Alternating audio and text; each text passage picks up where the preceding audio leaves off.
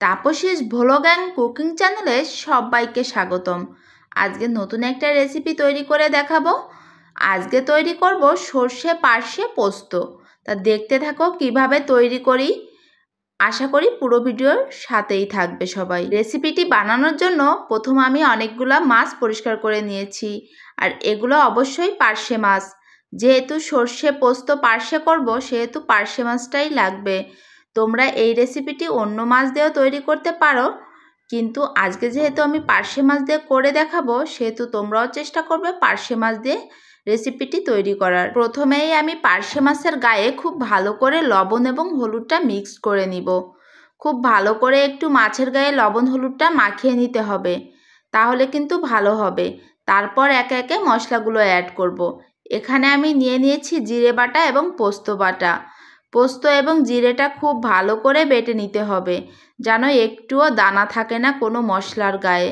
এখন কিন্তু এই মশলাটা দিয়েও খুব ভালো করে মেখে নিতে হবে। খুব ভালো করে মশলার সঙ্গে মাখা হয়ে গেলে এই পর্যায়ে আমি দিয়ে দেব সরিষার তেল, আর দিয়ে দিব সয়াবিন তেল। আমি দুইটা তেল দিয়েই মিক্সড করে নিব। এখন দুইটা তেল দিলে টেস্ট অনেক ভালো আসে। সরিষার তেলটা দিলে বেশি ভালো আসে, কিন্তু সাথে একটু সাদা তেল দিলে টেস্টটা অনেক বেশি ভালো আসে। এখানে আমি কড়ার ভিতর মাছগুলো বিছিয়ে দিব। তার আগে কিন্তু কড়াইতে একটু সরিষার তেল দিয়ে নিয়েছি। এখন মাছগুলো একটা একটা করে সাজিয়ে নিচ্ছিলাম, যাতে একটার সঙ্গে একটা উপর নিচ করে দেওয়া না লাগে। খুব ভালো করে দেওয়ার পরে মশলাটাও উপর থেকে দিয়ে দিব। এখন কড়াইটা আমি গ্যাসের উপরেই দিয়ে দেব সরাসরি। মাছগুলো কিন্তু এভাবেই কাঁচা ভাপা করতে হবে, তাহলেই বেশি টেস্টটা আসবে। কোনোভাবেও ভাজি করা যাবে না। এখানে এখন যে সরিষাটা বেটে রেখেছিলাম, সেই সরিষা বাটা একটু জলের মাঝে গুলে ছেঁকে নিব। আর এই সরিষা বাটা যদি ছেঁকে নেওয়া হয়, তাহলে যে বদ হজমটা হয় সেটা আর হয় না।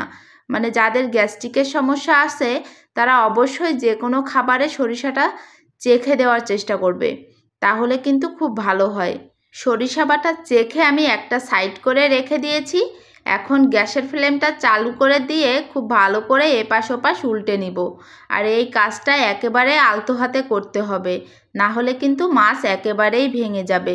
কারণ শীতকালের মাছ এমনিতেই একটু তেল থাকে, আর খুবই সফট হয় মাছগুলো।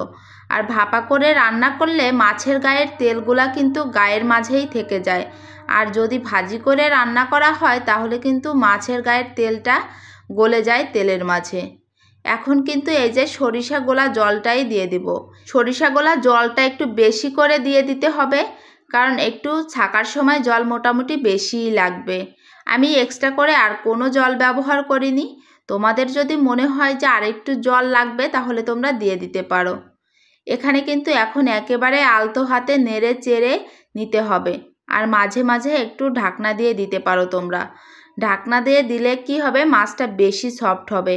আর যখন ঢাকনা দিয়ে রাখবে, তখন কিন্তু গ্যাসের ফ্লেমটা কমিয়ে দিলে হবে না, একেবারে ফুল আঁচে রাখতে হবে।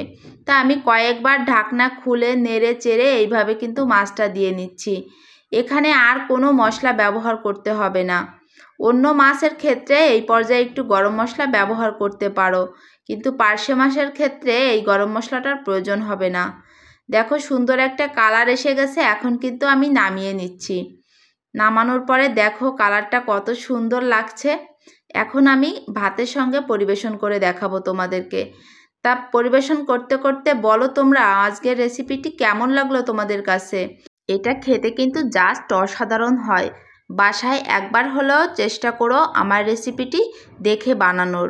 সর্ষে পার্শে পোস্ত রেসিপিটি যদি তোমাদের কাছে একটুও ভালো লেগে থাকে, তাহলে লাইক কমেন্ট শেয়ার করে আমার পেজের সাথে থাকবে। আজকের ভিডিও এই পর্যন্তই। ভিডিওটি ভালো লেগে থাকলে অবশ্যই চ্যানেলটি ফলো এবং সাবস্ক্রাইব করে পাশে থাকবে। ধন্যবাদ সবাইকে পুরো ভিডিওটি দেখার জন্য। আজকের মতন বাই বাই, টাটা সবাইকে।